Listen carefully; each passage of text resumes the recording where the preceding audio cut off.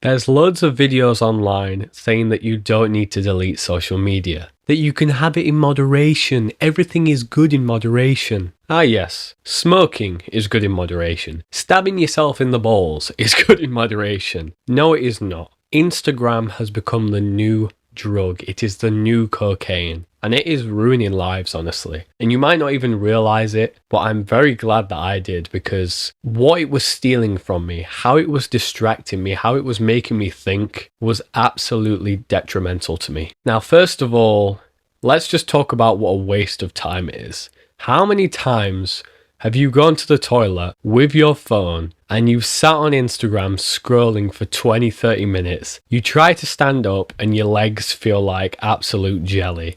You feel like a crippled old man, and then you have to check behind you to check if you had a number 1 or a number 2. It is just such a time thief. And you're not going to get that time back. You can't cash in the hours you spent doom scrolling on the toilet. And doom scrolling just makes you feel horrible about yourself as well, because you opened Instagram, TikTok, whatever, and you thought to yourself, oh, I'm only going to use it for 10 minutes. And then you look at the time, hours have gone by, and you just feel so lethargic, lazy, and unproductive. You feel like an absolute waste of space, how you've just thrown that time in the bin. Well, if we're in this deep, we may as well keep doing it, and it's this vicious cycle of feeling crap about doom scrolling, saying you're not going to doom scroll again, going on the app saying you're going to do it for 10 minutes, doom scrolling again, and then feeling like crap afterwards after you have another 4-hour session of it. And that's why you just need to get rid of it, man. You need to just completely delete the apps.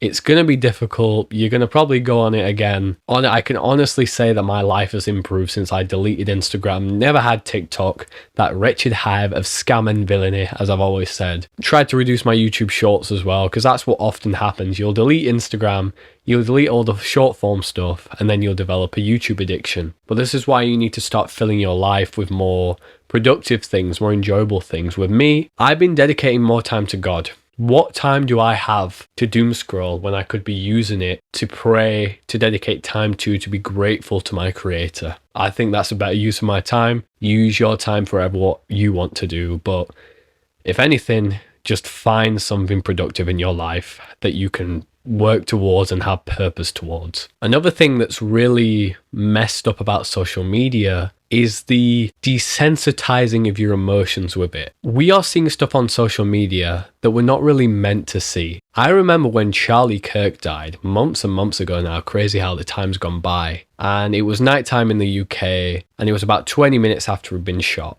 So there was unfiltered videos of him getting shot on Instagram, and I watched that before going to bed, and I genuinely couldn't sleep. I had this impending dread about the future, about all these horrible things. It was such a surreal feeling, and that could have been easily avoided had I just not had Instagram. I just happened to open it up, saw on someone's story that he'd been shot or whatever, and then immediately went to search to see if it was true and stumbled across one of these videos. You know, it just annoys me so much, because it's like, why did I do that to myself? I mean, I didn't actively, go on there thinking, oh, I want to see someone get shot, but it was brought to me, and it was something that my curiosity got the better of me, and it affected my sleep. I think that's the main thing. It really annoys me when stuff affects my sleep.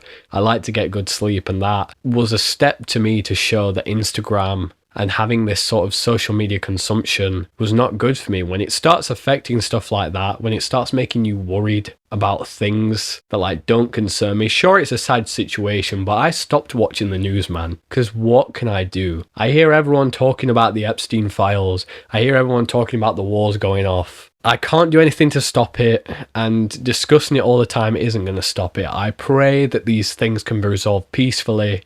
I pray that justice can be brought, whatever.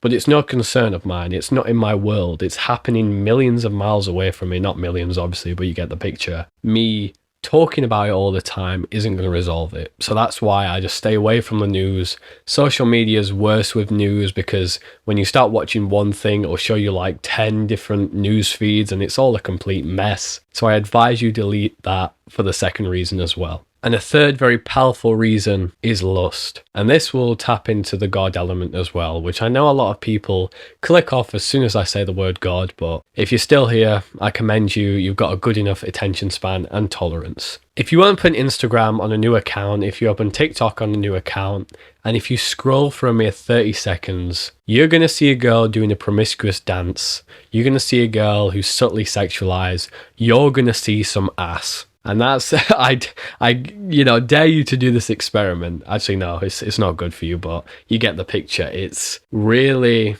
crazy how sex is everywhere now. Like, everything is sexualized. The things that get the most views are stuff that's like, softcore porn and indirectly connected to stuff of a sexual nature. And Instagram's the worst for that, because you could just be on there to watch some memes, and then there's some goth girls on there. Then you see some weird girls doing a dance or whatever, and it sends your mind racing as a young man. Lust is encouraged in this generation. We're acting like the 7 deadly sins are trophies to be won, and it's absolutely disgusting. I've been guilty of it myself on Instagram. I genuinely used to use that thing to, look at girls, and the rest, man.